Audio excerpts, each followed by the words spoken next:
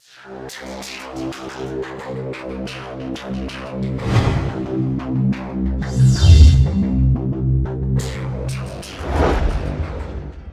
2024년 10월 1일 이정훈입니다. 오늘 서울 하늘이 좀 시끄럽습니다.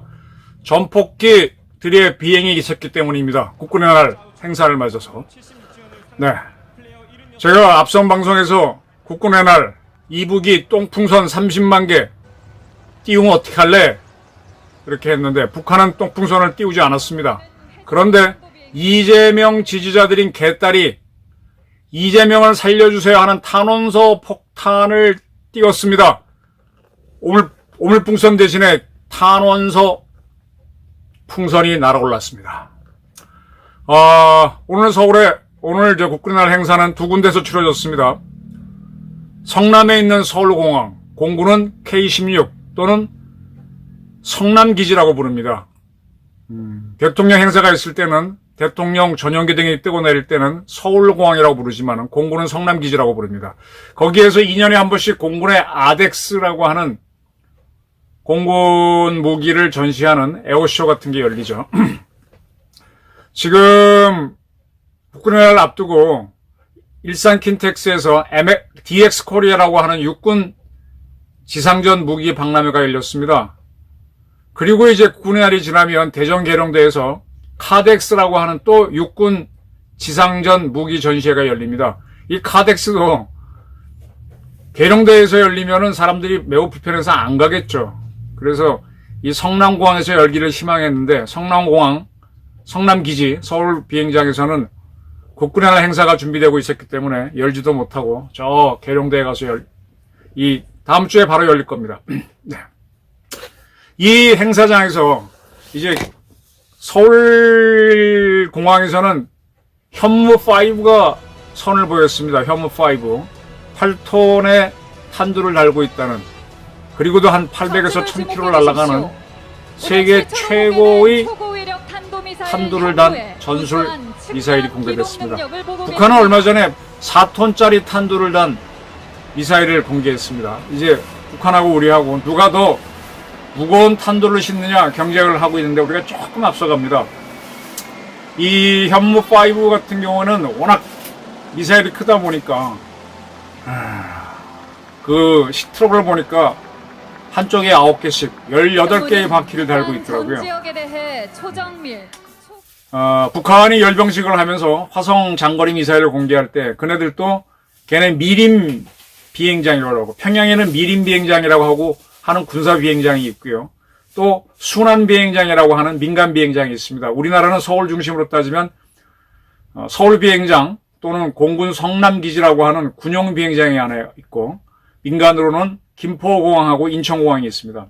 북한 애들은 항상 이 미림 기지에서 훈련을 했다가 그 평양 시내에서 행진 열병식을 하죠. 우리도 그와 비슷하게 했습니다. 서울공항에서 연습을 한 병력들이 오늘 서울시청부터 숭례문부터 남대문부터 광화문까지 짧게 행진을 했죠. 이때 모인 분위기에서 가장 관심을 끈 건 현무5. 이제 남북이 미사일 경쟁을 하는데 우리가 핵미사일은 없어도 핵탄두만 없지 핵미사일에 못지않는, ICBM에 못지않는 미사일을 만들었다는 걸 보여줬습니다. 그리고 이제 여러 부대가 나왔는데 가장 눈에 띄는 거는 다족 로봇이었어요. 쉽게 말하면 로봇개입니다. 개. 미국 친구들은 로봇독이라고 쉽게 표현하는데 사람은 두 다리로 걸어다니는데 짐승들은 보통 네 다리로 걸어다니잖아요. 훨씬 더 안정적이죠. 그리고 네 다리로 뛰면 더 빠릅니다. 그 전까지는 바퀴가 달린 차량 형태로 무인 전투 차량을 만들려고 애쓰다가 그게 한계가 있으니까 개나 사람은 손발 다리를 이용해서 기어오를 수도 있잖아요. 또 개는 자동차만큼 빨리 뛸 수도 있고 하니까 로봇개로 이제 무인 시스템이 가면서 우리는 이제 다족 로봇을 만들었는데 그것을 서울공항에서는 공개하고 이제 광화문 그다음에 서울광장 행진에서는 공개하지 않았습니다. 물론 현무5도 서울 시내 행진에서는 공개하지 않았습니다. 이렇게 하면서 두 군데에서 먼저 성남기지에서 행사를 하고 그 부대를 옮겨와서 다시 서울에서 시가경제하는 두 가지 형태로 했습니다. 그리고 공군에서는 KF-21을 포함해서 신의 무기를 보였고, 해군에서는 포세이돈 P8, P8이라고 하는 신형 초계기를 보여줬죠. 이 행사를 치르면서 윤 대통령이 북한을 적이라고 분명히 표현했습니다. 이게 상당히 중요합니다. 이 적이 있어야, 적을 규정하지 못하면 문재인 정권처럼 헤맵니다. 동맹을 만들지도 못하게 되죠. 공동의 적이 있어야 공동의 적이 있어야 동맹이 만들거든요. 지금 북한이라고 하는 적, 또 러시아나 중국이라고 하는 장차의 적이 있기 때문에 한국과 미국, 일본이 동맹 내지는 동맹에 준하는 협조를 할 수 있는 거거든요. 가장 중요한 적을 설정했습니다. 적의 선의에 기대한 가짜 평화는 신기루다 그랬습니다. 북한이 보여주는 무력을 다 갖추고 야 이거 하자라고 얘기해주면 도와줄게 하는 이런 선의에 기댄 평화는 신기루다. 중요한 얘기를 했습니다. 그리고 북한이 핵을 도발하면 그날이 북한의 마지막 날이 될 것이다 라고도 선언했습니다. 그러면서 이제 성남기지에서는 현무를 선보였고 그렇게 한 겁니다. 이제 KMPR의 핵심 무기를 보여준 거죠. 그리고 국군날 행사장에서 윤 대통령은 전략사령부, 육해공군 합동사령부로 현무미사일, 공군의 스텔스, 그 다음에 F-35, 해군의 잠수함을 통합 운영하는 전략사령부를 만들었는데 그 부대 기회를 수여했습니다. 미국에서 전략사령부는 핵미사일을 운영하는 부대입니다. 미국은 해군에서 SLBM을 탑재한 전략 원잠이 있죠. 그것을 전략사령부에서 통제하고 그 다음에 공군에는 미니트맨 ICBM 운영부대가 있습니다. 플러스해서 전략폭격기 운영부대가 있는데 그런 비행단을, 그런 사령부를 지휘하는 것이 전략사령부입니다. 미 육군에는 현재까지는 핵무기는 없습니다만 핵무기를 운영할 수 있다는 부대를 가상으로 만들어 놓고 페이퍼 형태의 부대를 전략사령부에 집어넣고 있죠. 우리는 이제 전략사령부를 이번에 만들었습니다. 자, 이렇게 해서 이제 북한에 대한 경고를 하면서 하고 있는데 하나 아쉬운 거는요. 대통령이 우크라이나 전쟁 이야기도 하면서 유럽에 K방산이 가고 있다 그러는데 K방산을 더 수출하게 하려면은 우크라이나에 우리나라에 전투무기를 보내야죠. 거기서 성능과 가성비를 보여줘야 수출이 잘 될 거 아닙니까? 이렇게 일종의 우리의 가상적이 북한하고 방위조약을 맺은 러시아를 견제하려면 저는 우크라이나에 무기를 보내야 되는데 그 선언이 없는 게 아쉽다 이렇게 말씀드리겠습니다.